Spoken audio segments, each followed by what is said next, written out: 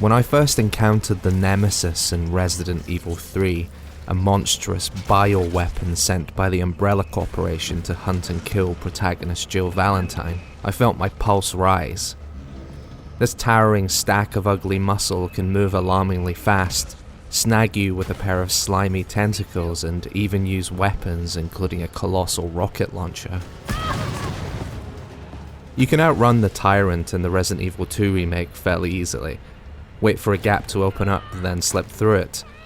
But running can't save you from the Nemesis, who stalks you relentlessly through the zombie-ravaged streets of Raccoon City, and always feels one step ahead of you. Seeing something that big and scary move so quickly is really unnerving. At this point, I assumed Resident Evil 3 would be one long, tense game of cat and mouse against a dynamic and unpredictable enemy. But sadly, this is far from the case. That first run-in with the Nemesis is not only more scripted than it first appears, but basically a one-off set piece in disguise. And for the remainder of the game, the creature is promptly relegated to cutscenes and pedestrian boss battles, which is deeply disappointing. Replay that first encounter and you'll notice that the Nemesis always appears in the same places at the same time, which swiftly shatters the illusion that this is an intelligent killing machine with a mind of its own. It feels like it's a step ahead of you because it literally is set to spawn when you reach certain parts of the level. I wasn't expecting Alien Isolation levels of reactive AI here, but at least something to chew on. It's frustratingly half-baked, and so, unfortunately, is the rest of the game. The streets of Raccoon City have a very different feel from the claustrophobic corridors, polished floors, creepy statues, and grand hallways of Resident Evil 2's police station. There are a handful of larger, more open spaces here, connected by alleyways, apartment blocks, and sewer tunnels. The city is illuminated by an explosion of neon signs, which make it feel more like Las Vegas than a small town in America, but they still look cool. Raccoon City is a nice change of scenery, but it's short-lived. Later environments are dingy and artistically uninspired, particularly the Spencer Memorial Hospital, a location you visit towards the end of the game. Compared to the visually striking RPD building, this maze of samey corridors and wards is totally forgettable. It's somehow less interesting to look at than the hospital in the original game. Speaking of which, this is a remake of Resident Evil 3 in the loosest sense. The plot, locations and characters are vaguely similar, but it's a departure in so many other respects that it might as well be an entirely new game. Whole locations are missing, including the clock tower, even though its exterior features in one scene. And those sections where the action stops and you have to make story-altering decisions have been cut entirely.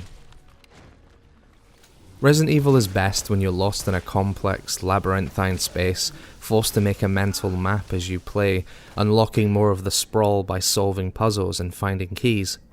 But Resident Evil 3 has none of this and is actually stiflingly linear. You're frequently funneled down a prescribed path to the next cutscene, and it doesn't help that the story is lean to the point of non-existence, with one-dimensional characters and a narrative through-line so flimsy I kept forgetting what I was doing or why. I do like the way it connects to Resident Evil 2 though. The story takes place 24 hours before Leon and Claire arrive in Raccoon City, and you'll witness events that provide additional backstory to stuff you saw in the previous game, including how Marvin ended up bleeding all over the lobby of the police station. There are a few fun set pieces in here too, including a fraught, chaotic siege straight out of a classic zombie movie, and a darkly hilarious homage to Raiders of the Lost Ark's boulder chase.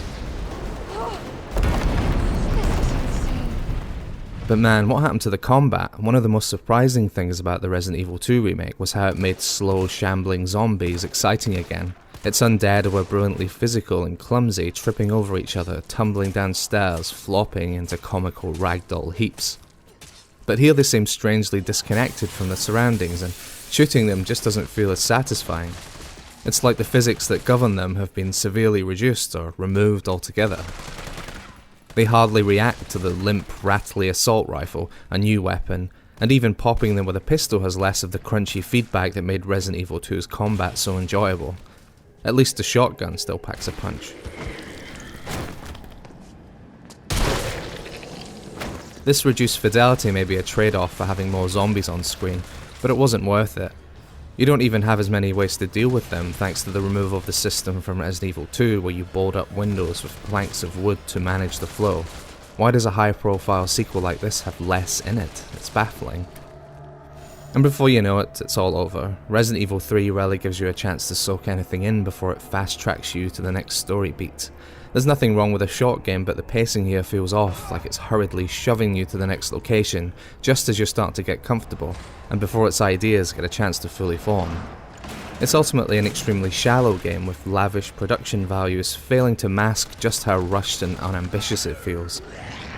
After the imaginative, tradition-defying Resident Evil 7 and the sublimely polished, playable Resident Evil 2, this is a massive leap backwards for the series. The Nemesis is wasted, a bits player in its own game, neutered by its chronic lack of purpose. There are barely any puzzles and you're rarely given the chance to wander off the beaten path. Resident Evil 3 is essentially a chain of action set pieces, threaded together with a paper-thin story and a few too many cutscenes. This is the direction the series started to take post Resident Evil 4 when it seriously lost its way and we ended up with the abysmal Resident Evil 6, and I'd hate to see that happen again.